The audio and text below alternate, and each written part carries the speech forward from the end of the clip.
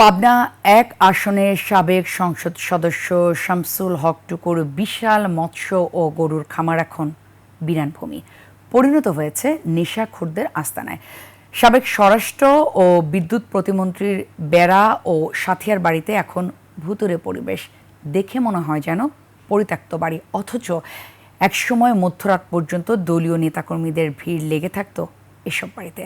পাবনার প্রতিনিধি রাজিউর রহমান রুমির তথ্যচিত্রে ডেস্ক রিপোর্ট। সানবিট সব দিবে সামাল। সানবিট ম্যাজিক প্রেস ডিশওয়াশিং এর মাথা ঘোরানো সলিউশন। এই বাড়িটি জাতীয় সংসদের সাবেক ডেপুটি স্পিকার, পাবনা এক আসনের সাবেক সংসদ সদস্য শামসুল হক টুকুর। গত 5 আগস্ট হামলা ভাঙচুরের পর থেকে বাড়িতে কেউ থাকেন না। বাড়িটিতে এখন শুনশান নীরবতা। অগ্নিকাণ্ডে পুড়ে ক্ষত বিক্ষত ভবনটি দেখলে মনে হচ্ছে ভুতুড়ে বাড়ি।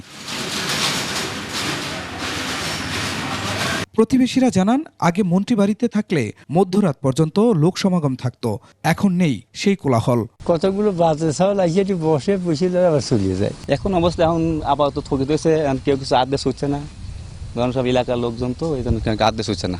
সাঁথিয়ার এই ব্যবসা প্রতিষ্ঠানে একসময় ছিল নিশ্ছিদ্র নিরাপত্তা, রাতেও ছিল পাহারার ব্যবস্থা। স্থানীয়রা জানান, এখানে এখন কোনো লোকজন আসেন না, নেই কোনো নিরাপত্তারক্ষীও। আগে যেরকম আসছিল এখন তো আর সেরকম নাই, এখন লোকজন একটু আড্ডা বেশি হয়। এখন অবস্থা দাঁড়ানো এমনি পড়ে লইছে। আগে মাছ চাষ করতো, গরু পুষতো, মুরগি আঁশ কুরু মেলা কিছু পাইতো। গত 5 আগস্ট আওয়ামী লীগ সরকারের পতনের পর শামসুল হক টুকুর বাড়িতে আগুন দেয় বিক্ষুব্ধরা। এ সময় ভবনে থাকা সব মালামাল লুট ও অগ্নিসংযোগ করা হয়।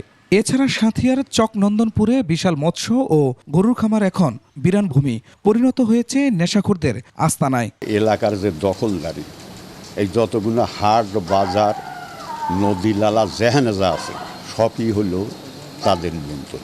আধিপত্য বিস্তার করার জন্য জনগণের উপর স্টিম রোলার চালিয়েছে।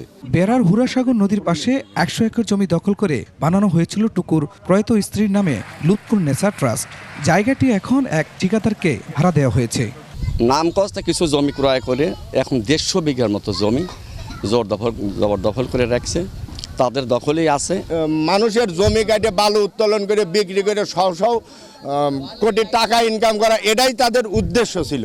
এই এলাকার প্রতিটা মানুষের ক্ষোভ যে এর দৃষ্টান্তমূলক শাস্তি হওয়া দরকার। জুলাই আগস্ট আন্দোলনে হত্যার মামলায় গ্রেফতার শামসুল হক টুকুর বসবাস এখন গারদখানায়। Khurshid Alam, desk report, 21 television.